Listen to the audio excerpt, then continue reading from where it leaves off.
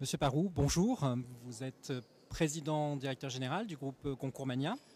Donc votre activité est notamment de réaliser des jeux promotionnels en ligne pour le compte de marques. Pouvez-vous nous présenter un peu votre entreprise et nous décrire l'intérêt pour une marque de faire appel à votre entreprise pour organiser ce type de jeu en ligne? Oui, bonjour, merci. Oui, Concours Mania est une entreprise donc du secteur numérique. Nous accompagnons les sociétés qui investissent les médias numériques, donc le web, les réseaux sociaux, les mobiles, les tablettes, par exemple des sites d'e-commerce ou des médias. Nous les accompagnons dans le développement de leur audience ou de leur activité via des jeux promotionnels, des jeux marketing en ligne. D'accord, donc il s'agit en réalité de dynamiser, booster les ventes et de manière plus fine. Qu'est-ce qu'un jeu en ligne va apporter à une marque de plus qu'une une campagne de web marketing classique? Alors, tout l'atout en fait d'une opération de jeu marketing en ligne, c'est l'interactivité. C'est-à-dire qu'une marque va pouvoir s'adresser à ses prospects, à ses clients, de manière très rapide, puisqu'on est sur des médias en ligne pour lesquels la rapidité de mise en œuvre est importante. Et en même temps, on va pouvoir créer des opérations d'animation extrêmement riches, avec de l'intégration vidéo, avec des quiz, avec des possibilités en fait d'aller parler au public et d'aller lui poser des questions. Par exemple, pour un foyer, combien y a-t-il d'enfants dans le foyer, quels sont les centres d'intérêt pour partir en vacances ou pour acheter tel ou tel produit. Donc toutes ces informations-là qui vont intéresser une marque, grâce au jeu marketing, nous allons les chercher pour cette entreprise.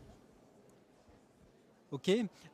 Lorsqu'on regarde les résultats semestriels de Concours Mania au mois de juin, ils sont très bons. Vous avez un chiffre d'affaires en hausse de 41%, l'ambition de doubler ou tripler le chiffre d'affaires dans les prochaines années. Quelle est la recette du succès et de cette croissance? Alors effectivement une croissance très très forte, puisque pour vous donner un ordre d'idée, en 2008 nous faisions moins de 2 millions d'euros de chiffre d'affaires. Et l'année dernière, nous avons réalisé plus de 10 millions d'euros de chiffre d'affaires. Donc en effet, une croissance très très forte, alors qui est d'abord portée par le secteur, hein, c'est le secteur du numérique est lui-même déjà porteur. Ensuite, ça va être tout le travail des équipes de Concours Mania au service de nos clients. Donc nous avons une approche assez intéressante du marché, parce que nous fonctionnons beaucoup sur des rémunérations à la performance. C'est-à-dire que nos clients, sites d'e-commerce qui souhaitent développer leur activité, nous leur mettons en place ces opérations de jeu marketing et nous nous engageons sur des résultats, notamment sur un nombre de clients qui va par exemple pouvoir être collecté, conquis, et également sur des ventes. Donc ça, c'est je crois, une des recettes assez importantes dans notre modèle économique en tout cas. Ok. Vous intervenez pour de grandes marques telles que SNCF, Air France, Studio Canal, je crois. Est-ce que vous intervenez aussi pour des entreprises TPE, PME de plus petite taille? Alors oui, et on aime intervenir pour des petites entreprises, parce que c'est important, ce sont des phases dans leur développement qui sont tout à fait intéressantes, et nous avons des clients pour lesquels il n'y a aucun client au démarrage, et nous les aidons pour créer leur première activité, développer leur notoriété, développer le trafic sur leur site, ou alors développer leur fichier client. Donc ça, nous intervenons aujourd'hui pour des sites d'e-commerce par exemple qui démarrent, ou alors des sites comme vous venez de les citer, beaucoup plus importants. Concours Mania a été introduite en bourse en 2011. Est-ce que cela vous a permis, j'allais dire, de franchir les frontières et au niveau international notamment de gravir des étapes que vous n'auriez pas pu sinon franchir? Alors en effet, nous nous sommes introduits en bourse sur le marché Alternext à Paris, qui est un marché des entreprises de croissance. Donc c'est un marché assez spécifique, hein, un compartiment plutôt de petite valeur, hein, comme la nôtre. C'est un marché qui est assez intéressant, parce que, outre la possibilité de lever des fonds, ce qui est la mission première de la bourse, cela apporte également de la notoriété et de la visibilité. Et cela pour la France comme pour l'international. Et ce que vous citez est tout à fait juste, c'est-à-dire qu'aujourd'hui, certains de nos partenaires, notamment on a un partenaire au Japon, donc ces partenaires sont très sensibles, hein, en fait, au fait qu'une entreprise puisse être cotée, présente sur un marché donc de boursier, un marché public, parce que c'est évidemment une manière beaucoup plus importante pour elle de se structurer. Il y a beaucoup plus de contraintes, mais qui sont finalement des atouts pour une entreprise qui souhaite se développer rapidement.